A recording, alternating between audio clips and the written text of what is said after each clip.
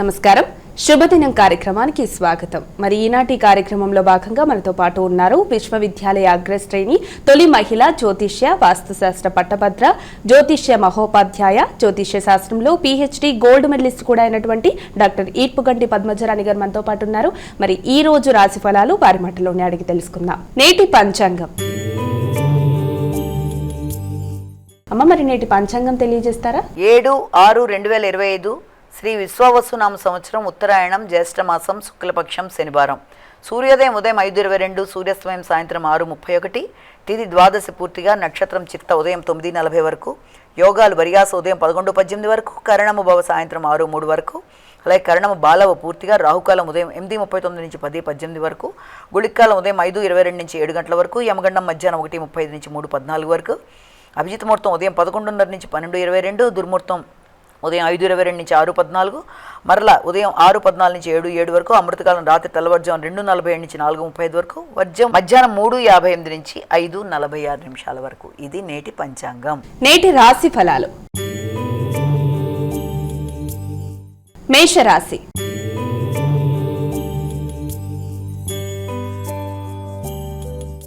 అమ్మాయిక మొదటి రాశి అయినటువంటి మేషరాశి వారికి నేటి రాశి ఫలితాలు ఏ విధంగా ఉన్నాయి? మేషరాశి గురించి తెలుసుకుందాం. మేషరాశిలోకి వచ్చే నక్షత్రాలు అశ్విన్ 4 పాదాలు, భరణి 4 పాదాలు, కృత్తిక 1వ పాదం. ఇది మేషరాశిలోకి వచ్చే నక్షత్రాలు. మేషరాశి వారికి ఈ రోజున చాలా వరకు పనులన్నీ కూడా అనుకూలంగా ఉంటాయి. ఇష్టపడిన కార్యక్రమాలన్నింటినీ కూడా చకచకా చేసుకుంటారు. భాగస్వామితో కలిసి కొన్ని కీలకమైన నిర్ణయాలు తీసుకుంటారు. వారితో కలిపి విందు వినోదాలు మొదలైన వాటిలో పాల్గొనడానికి కూడా ఎక్కువ శాతం ప్రయత్నాలు చేస్తారు. వాతావరణం చాలా వరకు అనుకూలంగా ఉంటుంది. బంధువర్గంతో కలవడం, ముఖ్యంగా తల్లి మొదలైన వారితో కలిసి ఏదైనా చక్కటి చర్చలు చేయడం, వాతావరణాన్ని మీకు అనుకూలంగా పెట్టుకుంటూ ఆశించిన ఫలితాల్లో గుర్తింపు గౌరవాన్ని పొందుతూ ఆకస్మికంగా విందు వినోదాల్లో పాల్గొంటూ ముందుకు వెళ్ళడానికి అనుకూలమైన సమయంగా భావించవచ్చు. వృషభ రాశి.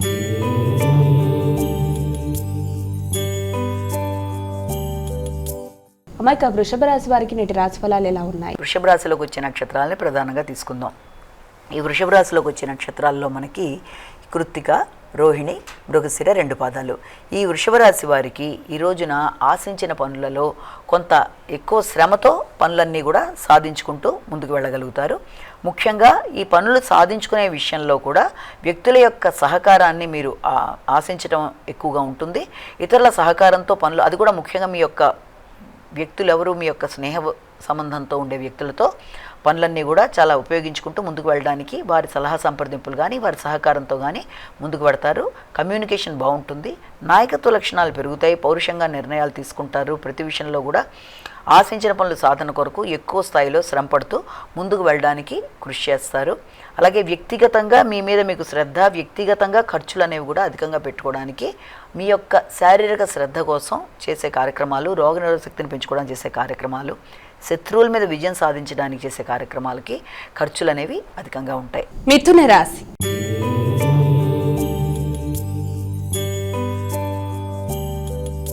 అమ్మాయిక మిథున రాశి వారికి నేటి రాశి ఫలితాలు ఎలా ఉన్నాయి? మృగశిర, ఆరుద్ర, పునరుసు 3 పాదాలు. ఈ మిథున రాశి వాళ్ళకి ఆలోచనలు చాలా వరకు అనుకూలంగా ఉంటాయి. వ్యక్తుల సహకారం బాగుంటుంది. ఆశించిన ఫలితాలు పొందడానికి అనుకూలమైంది. కానీ తెలియని హృదయాందోళన, ఒక పనిని మొదలుపెట్టి ఎంతవరకు చేయగలనా లేదా అనే ఆలోచనలు ఉన్నప్పటికీ కూడా ఆర్థిక సంబంధమైన విషయాలు, ఆర్థిక పెట్టుబడులతో ఇంతకాలం మీరు చేసినవి ఏమైనా ఉంటాయి, వాటికి సంబంధించిన చర్చలు, వాటిలో అభివృద్ధి కొరకు మీరు కొన్ని కీలకమైన నిర్ణయాలు తీసుకోవడం, సంతానానికి సంబంధించిన విషయాల్లో, వాళ్ళకి ఆర్థికపరమైన విషయాల్లో కొత్త అభివృద్ధి అనేది ఏర్పడడం అనేది, అలాగే ఆత్మీయులతో సంప్రదింపులు, అలాగే ఇన్వెస్ట్మెంట్స్ కోసం ఎక్కువ స్థాయిలో ఆలోచనలు చేయడం మొదలైన వాటికి అనుకూలత అనేది అధికంగా ఉంది. కర్కాటక రాశి.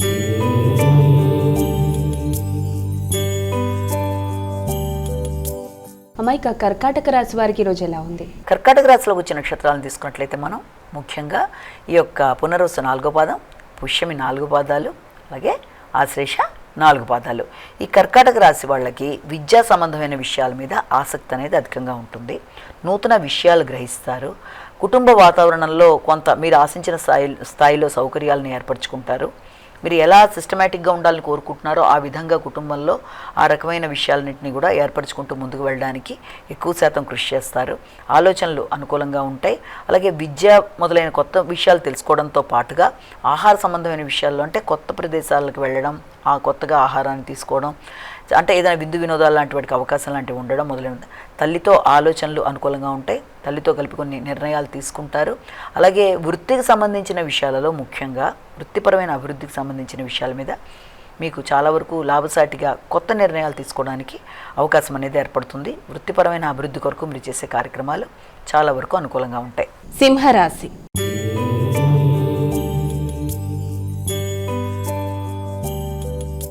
అమ్మ, మరి సింహరాశి వారికి నేటి రాశి ఫలితాలు ఎలా ఉన్నాయి? సింహరాశిలోకి వచ్చే నక్షత్రాలు తీసుకుంటే మఖ, పుబ్బ, ఉత్తర. సింహరాశి వాళ్ళకి కమ్యూనికేషన్ బాగుంటుంది, వ్యక్తుల సహకారం బాగుంటుంది, దగ్గర ప్రయాణాలకి అవకాశం అనేది అధికంగా ఉంటుంది. అలాగే దాంతోపాటుగా దూర ప్రదేశాల్లో ఉండే వ్యక్తులతో మీకు ఈ రోజున కమ్యూనికేషన్ అంటే ఏదైనా దూర ప్రదేశాలు విదేశీ విద్యకు సంబంధించిన విషయాలు మాత్రమే కాకుండా విదేశాలలో ఉండే వ్యక్తుల యొక్క సహకారంతో మీరు ప్రయాణాల ద్వారా కావచ్చు, వృత్తిపరమైన అభివృద్ధి కొరకు చేసే విషయాల్లో కానీ చాలా వరకు వారి సలహా సంప్రదింపులతో కూడా మీరు అభివృద్ధి సాధిస్తూ ముందుకు వెళ్ళడానికి ఆస్కారం అనేది ఏర్పడుతుంది. అలాగే కమ్యూనికేషన్తో వ్యక్తుల్ని ఆకట్టుకొని చక్కగా మీరు చేద్దాం అనుకుంటున్న కార్యక్రమాల్లో విజయం సాధించడానికి అవకాశాలనే ఉన్నాయి. దూర ప్రదేశాల్లో ఉండే సోదరీ వర్గంతో ఈ రోజున చర్చలు జరపడం, వారి సలహా సంప్రదింపులతో కొత్త విషయాల్లో మీరు ఇన్వాల్వ్ అవ్వడం, చాలా వరకు మీకు అనుకూలంగా మరల్చుకోవడం మొదలైన వాటికి ఆస్కారం ఉంది. పెద్దల యొక్క ఆశీస్సులు కూడా అందుతాయి. కన్యా రాశి.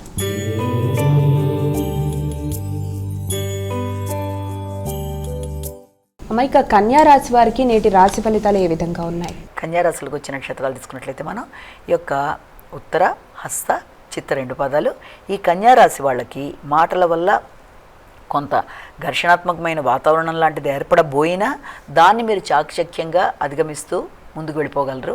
ఆర్థిక సంబంధమైన విషయాలు చాలా వరకు మీకు అనుకూలంగా ఉంటాయి. పెట్టిన పెట్టుబడులకు సంబంధించిన విషయాలు కానీ, కుటుంబ వాతావరణం కానీ, అలాగే ఇతరులకు ఇచ్చిన వాగ్దానాలు నిలబెట్టుకునే విషయంలో కానీ చాలా వరకు అది మీకు అనుకూలతలను చూపిస్తూ ముందుకు వెళ్ళడానికి ఆస్కారం ఉంది. కుటుంబ సభ్యులతో మంచి సమయాన్ని గడపడానికి ఎక్కువ శాతం కేటాయిస్తారు. అలాగే దూర ప్రదేశాల్లో ఉండే మీ యొక్క కుటుంబ సభ్యుల నుంచి బహుమానాలు అందడం కానీ, వారి సహకారం అందడం కానీ, వారితో చర్చలు, వారితో కలిపి కొత్త కార్యక్రమాల్లో పాల్గొనడానికి అంటే ఏదైనా వారింట్లో శుభకార్యాలు లాంటి వాటికి ఏదైనా వాటికి సంబంధించిన విషయాల గురించి చర్చలు జరపడం మొదలైన వాటికి ఆస్కారం ఉంది. కానీ ప్రయాణాలు మొదలైన వాటికి సంబంధించిన విషయాల్లో మాత్రం కొంత ఆచితూచి వ్యవహరించాలి. తులారాశి.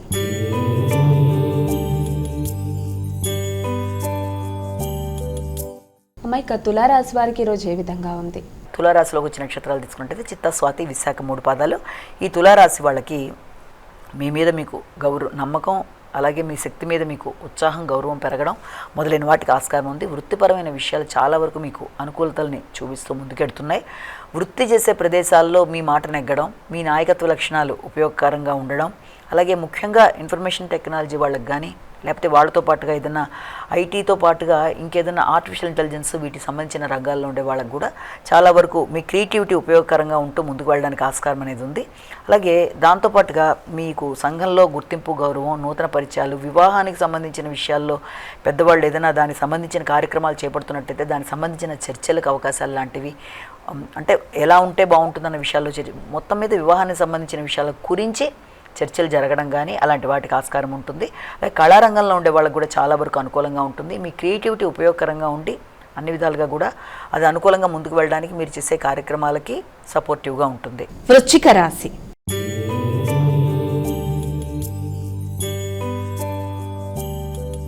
మైక తదుపరి రాశి అయినటువంటి వృశ్చిక రాశి వారికి ఈరోజు ఎలా ఉంది? వృశ్చిక రాశిలోకి వచ్చే నక్షత్రాలు తీసుకున్నట్లయితే మనం విశాఖ, అనురాధ, జ్యేష్ఠ.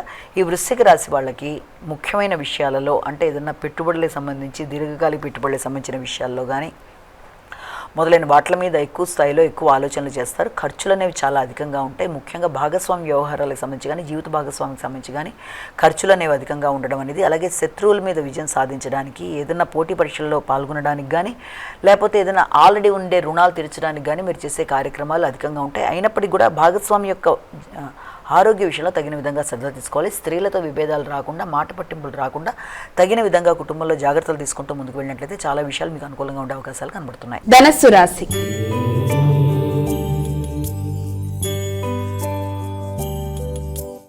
అమ్మాయిక తదుపరి రాశి అయినటువంటి ధనుస్సు రాశి వారికి నేటి రాశి ఫలాలు ఎలా ఉన్నాయి? ధనుసు రాశిలోకి వచ్చిన నక్షత్రాలు తీసుకున్నట్లయితే మనం ఈ యొక్క మూల, పూర్వషాఢ, ఉత్తరాషాఢ 1వ పాదం ఈ ధనుసు రాశి వాళ్ళకి ఆశించిన ఫలితాలు చాలా వరకు అనుకూలంగా ఉంటాయి.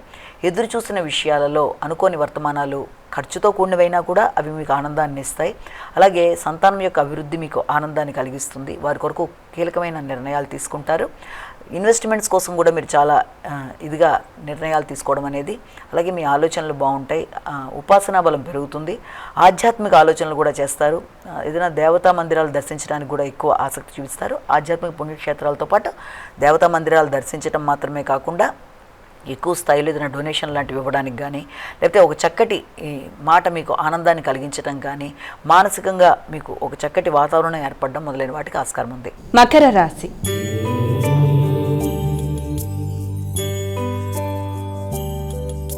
అమ్మాయిక తదుపరి రాశి అయినటువంటి మకర రాశి వారికి నేటి రాశి ఫలాలు ఎలా ఉన్నాయి? మకర రాశిలోకి వచ్చిన నక్షత్రాలు తీసుకున్నట్లయితే మనం ఉత్తరాషాఢ, శ్రవణం, ధనిష్ట ఈ మకర రాశి వాళ్ళకి వృత్తికి సంబంధించిన విషయాలు చాలా వరకు అనుకూలంగా ఉంటాయి. భాగస్వామ్య వ్యవహారాలు చాలా వరకు కొన్ని నిర్ణయాలు మార్పులు చేర్పులు అయినప్పటికీ అవి మీకు అనుకూలంగా ఉండే విధంగా మీరు ప్రయత్నాలు చేస్తారు. అలాగే కుటుంబంలో వాతావరణం కానీ, తర్వాత తల్లి పెద్దలు మొదలగు వారిని సంప్రదించడం, వ్యవసాయానికి సంబంధించిన విషయాలు, దీంతో పాటుగా నూతన వాహన కొనుగోలు కొరకు ఎక్కువ స్థాయిలో ఆలోచనలు చేస్తారు. ఆల్రెడీ మీరు ఏదైనా వాహనం తీసుకున్నా కూడా దానికి సంబంధించిన విషయాల్లో కొంత చర్చలు జరపడం లాంటిది. అలాగే గృహాన్ని అందంగా అలంకరించడానికి ఖర్చులు అనేవి అధికంగా చేసినా కూడా కొత్త విధానంలో ఇంటిని ఇంటీరియర్స్ చేయించడం, డెకరేషన్ చేయడం, లేకపోతే ఇంకేదన్నా ఇంకా పెట్టుబడులు పెట్టడానికి కొత్త ప్రదేశాల్లో ఏదైనా స్థలాలు కొనుగోలు కొరకు కూడా చర్చలు చేయడానికి అవకాశం అనేది కనబడుతోంది. కుంభరాశి.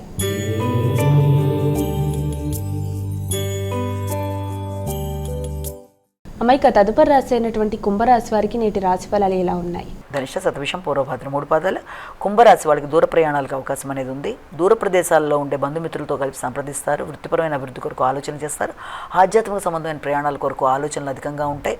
ఆకస్మికమైన ప్రయాణాలు ఆధ్యాత్మిక పరంగా ఉండడం, పెద్దల యొక్క సలహా సంప్రదింపులు తీసుకోవడానికి ఎక్కువ కృషి చేస్తారు. ముఖ్యంగా తోబుట్టువులతో కలిపి కీలక నిర్ణయాలు తీసుకోవడానికి, అలాగే మీ యొక్క కుటుంబ సభ్యులలో స్త్రీలు అంటే తోబుట్టువులలో సోదరి వర్గంతో కలిపి కొన్ని చర్చలు చేయడానికి ఆస్కారం అనేది ఉంటుంది. కమ్యూనికేషన్ కూడా అనుకూలంగా ఉంటుంది. కొత్త నిర్ణయాలు తీసుకుంటూ ముందుకు పెడతారు. తల్లి ఆరోగ్యం మీద మాత్రం కొంతవరకు శ్రద్ధ వహిస్తారు. గృహ వాతావరణం కూడా మీరు ఆశించిన స్థాయిలో కొంత పూర్తి స్థాయిలో లేపడం వల్ల కొంత చికాకులు లాంటివి ఉన్నా వాటిని చక్కగా అధిగమించగలుగుతారు. మీనరాశి.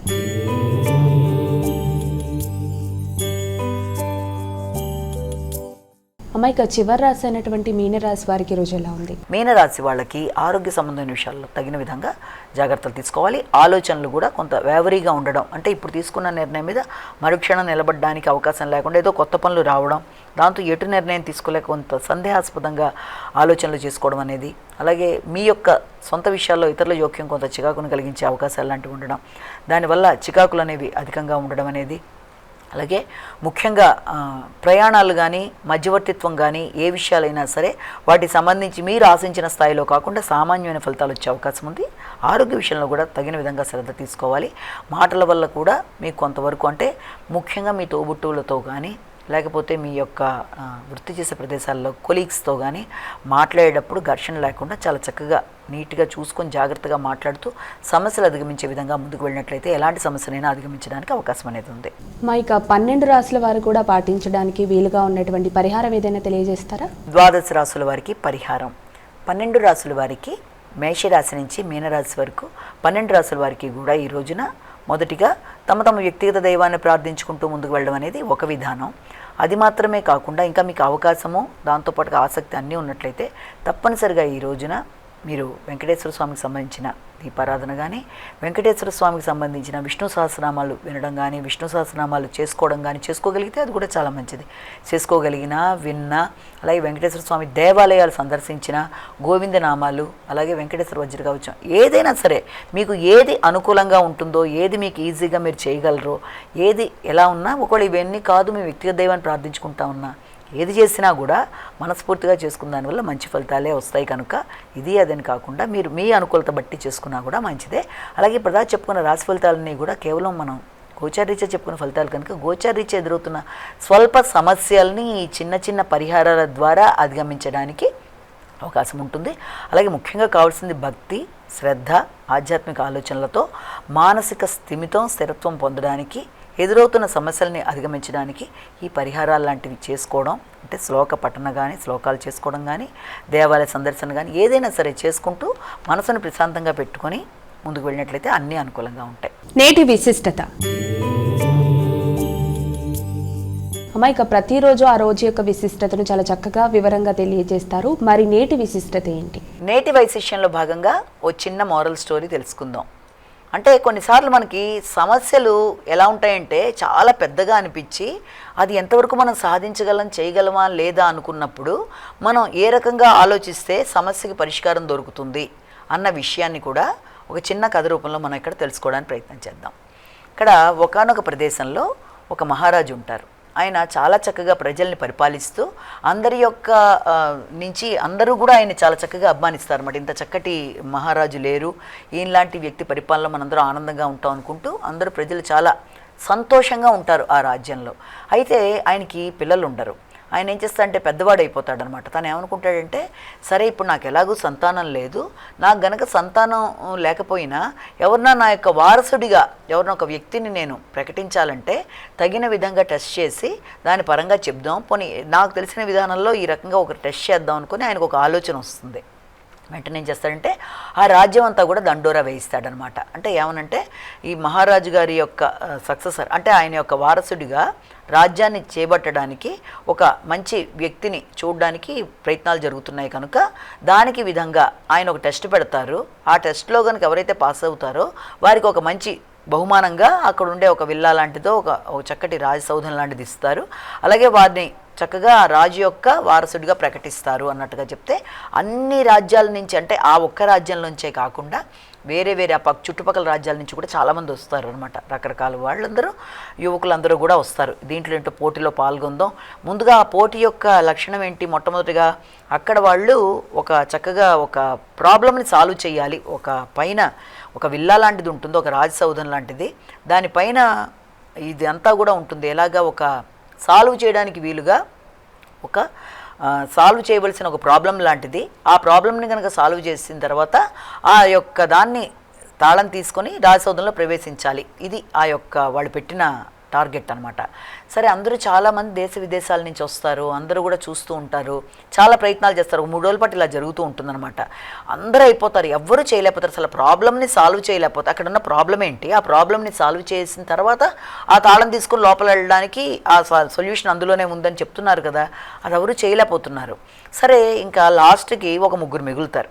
ఆ 3లో ఒకళ్ళు ఆ రాజ్యం వాడే, మిగిలిన 2 కూడా పక్క రాజ్యం వాళ్ళు అనమాట, యువకులే వాళ్ళు. వాళ్ళు 3 వచ్చి ఇంకా ఫైనల్గా మిగిలింది వాళ్లే కదా. వాళ్ళ 3లో ఒక వ్యక్తి ఏం చేస్తాడంటే, అంటే ఆ రాజ్యం అబ్బాయి ఏం చేస్తాడంటే పక్కన దూరంగా కూర్చొని చూస్తూ ఉంటాడు. మిగిలిన 2 ప్రయత్నం చేస్తూ ఉంటారు.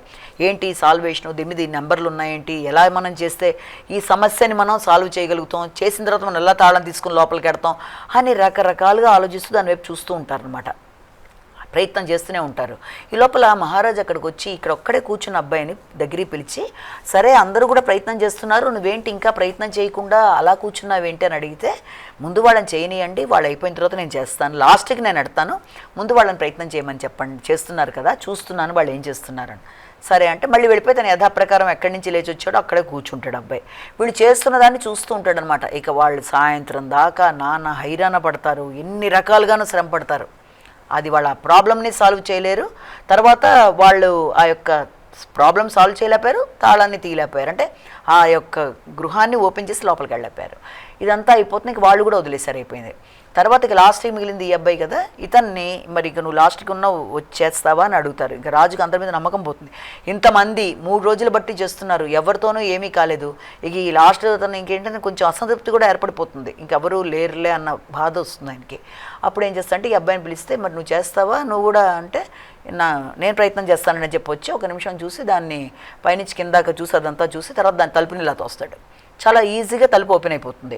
అందరూ ఆశ్చర్యపోతారు, అదేంటి మేము పైన కింద పడి కొట్టుకుంటున్నాం, పక్కన చూస్తేనేమో దాని మీద తలుపు మీద అంతా కూడా రకరకాలుగా ప్రాబ్లం ఉంది, ఆ ప్రాబ్లం ఏంటో కూడా నువ్వు చదవకుండా ఏమీ చెయ్యకుండా ప్రాబ్లం సాల్వ్ చేయకుండా అంత ఈజీగా తలుపులా తెరిచేసావు, నువ్వు నీకు అంత ఈజీగా ఎలా సాల్వ్ చేసేసావు అని అడుగుతారు.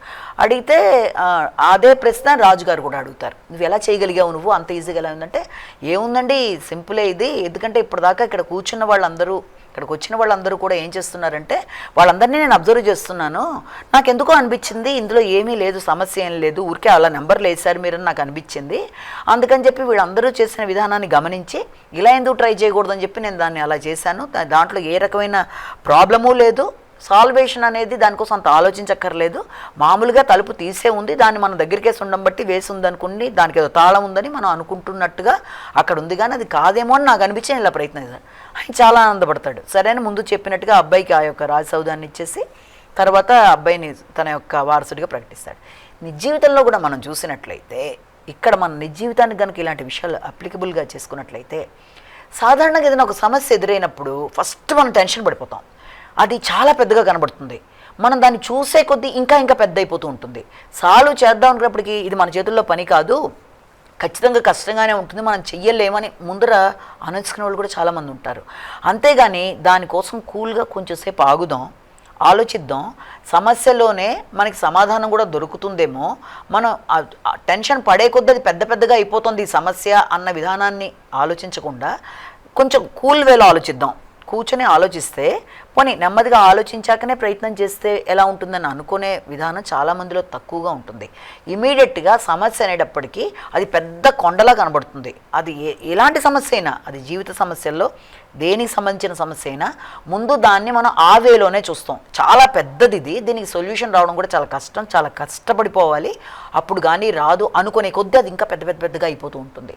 అలా కాకుండా కొంత మనం ఆలోచించి దాని విషయంలో ఏదన్నా మనం ఇంకేదైనా క్లూ దొరుకుతుందా, ఇంతమంది ఇప్పుడు దీంట్లో ఈ కథలో మనం చూసినట్లయితే అందరూ అలాగే అనుకున్నారు, రకరకాలుగా టెస్టులు చేశారు, పొద్దున్న సాయంత్రం దాకా దాని ముందు నిలబడ్డారు, అన్ని విధాలుగా దాని పైనుండేవన్నీ చూసి వాళ్ళు గాబరా పడిపోయారు. చిన్నగా ఏం చేశాడు అబ్బాయి, అవన్నీ కాదని, అసలు ఇవన్నీ దానికి సంబంధం లేదు, ఊరికే అలా పెట్టారంతే, దాని సొల్యూషన్ ఇదని అతను ఎలాగైతే చేశాడో అదేవిధంగా కూడా మనకి ఏదైనా సమస్య అనేది ఎదురైనప్పుడు ఇమ్మీడియట్గా దాన్ని నెగిటివ్గానే పెద్దగానే భయంకరంగా ఆలోచించకుండా సొల్యూషన్ ఏదో ఉంటుంది, ఇంత పెద్దగా ఇస్తున్నారంటే దాంట్లోనే ఎక్కడో కిటుకుందేమో అన్న విధానంలో కూడా ఆలోచిస్తే చాలా సమస్యలకి పరిష్కారం దొరుకుతుంది. అలా కాకుండా ఎక్కువ మనం ఆలోచించే కొద్దీ అది ఇంకా ఇంకా ఇంకా పెరిగిపోతూ వెళ్ళిపోయి కొరకరాని కొయ్యి అయిపోయి ఆ ప్రాబ్లంకి సొల్యూషన్ దొరకదు. కనుక ఎప్పుడైనా సరే కూల్ బ్రెయిన్తో ఆలోచించటం, జాగ్రత్తగా దాన్ని పరికించటం, ఇచ్చిన వెంటనే ఇప్పుడు ఎగ్జామినేషన్లో కూడా అంతే కదా, పేపర్ చూడగానే అమ్మో ఏదో పెద్దగా ఉందని అనుకునే కన్నా ఫస్ట్ కూల్గా చదవాలి. అందుకే ఎగ్జామినేషన్ పేపర్లో కూడా ఇచ్చినప్పుడు కొంత కామ్గా చదివి చూడండి, సమాధానం అందులోనే ఉంది అని చెప్తారు మనకి. అలా చూసుకోకుండా ఏదో చాలా చాలా రకరకాలుగా ఉంది, రకరకాల కాంబినేషన్లో ఉంది కాదు, కొంచెం ఆలోచిస్తే దాన్ని మీరు ఐడెంటిఫై చేయడం అనేది ఈజీ అవుతుందన్నది మనం ఈ చిన్న సరదా కథలో తెలుసుకుందాం. నమస్కారం. మరి చూసారు కదా, ఇది ఇవాల్టి శుభదినం కార్యక్రమం. రేపటి కార్యక్రమంలో మళ్ళీ కలుద్దాం. అంతవరకు సెలవు. నమస్కారం.